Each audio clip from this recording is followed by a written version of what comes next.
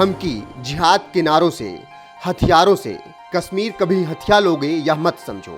हमलों से, अत्याचारों से, संहारों से भारत का शीश झुका लोगे यह मत समझो। महान नेता अटल बिहारी वाजपेयी की पाकिस्तान को यह ललकार बता रही है कि भारत के लिए कश्मीर के क्या मायने हैं। हिंदुस्तान के मुकुट कहे जाने वाले इस जम्मू कश्मीर के बारे में कभी कहा जाता था कि कोई भी सरकार घाटी से अनुच्छेद 370 नहीं हटा सकती,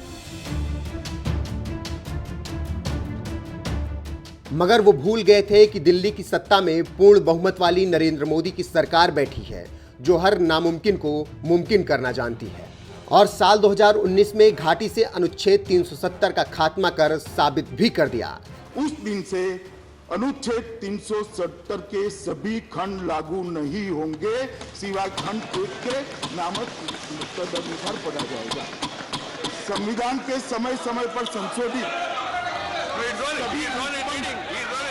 बिना किसी संशोधन और उत्पाद के जम्मू और कश्मीर राज्य पर लागू होंगे।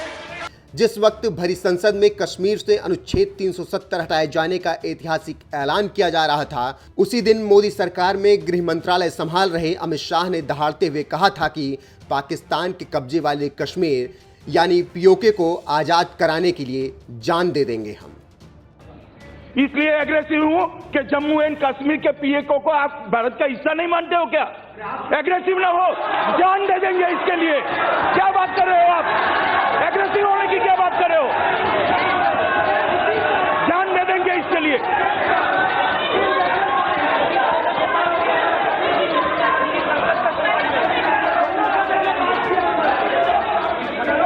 सभापति महोदय, घाटी से 370 हटाना तो बस एक शुरुआत थी। अब सरकार का अगला कदम पीओके की वापसी है।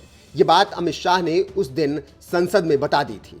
यानी ये वो सरकार है जो 370 हटने भर से शांत नहीं बैठने वाली। अब उसका मिशन पीओके वापसी है और सरकार के इसी मिशन की याद एक बार फिर से केंद्रीय मंत्री जितेंद्र सिंह ने दिला दी है।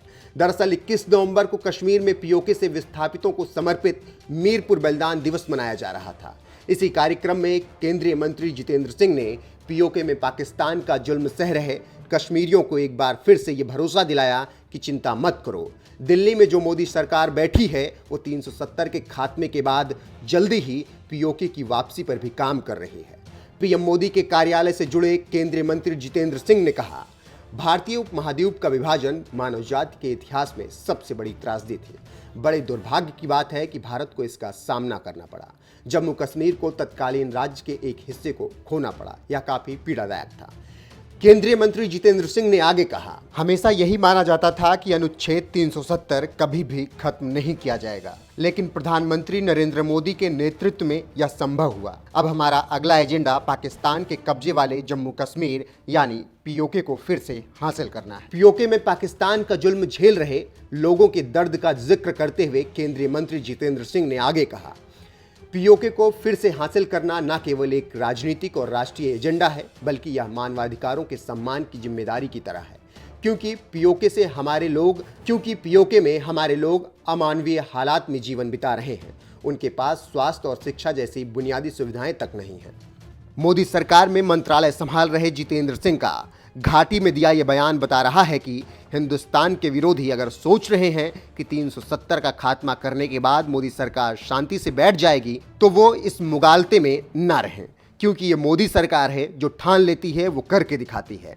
370 का खात्मा, राम मंदिर निर्माण, 3 तलाक के खिलाफ कानून बनाने का अगर वादा किया था तो वो वादा सरकार ने पूरा करके दिखा भी दिया।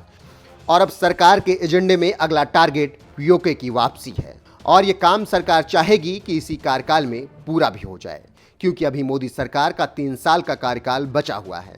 यानी भारत के आंतरिक मामले में दखल देने का शौक रखने वाले पाकिस्तान को एक बार फिर से झटका खाने के लिए तैयार रहना होगा, क्योंकि इस बार पीओके की वापसी कर हिंदुस्तान के मुकुट का गौरव लौटाने के काम में मोदी सरकार जुट गई है।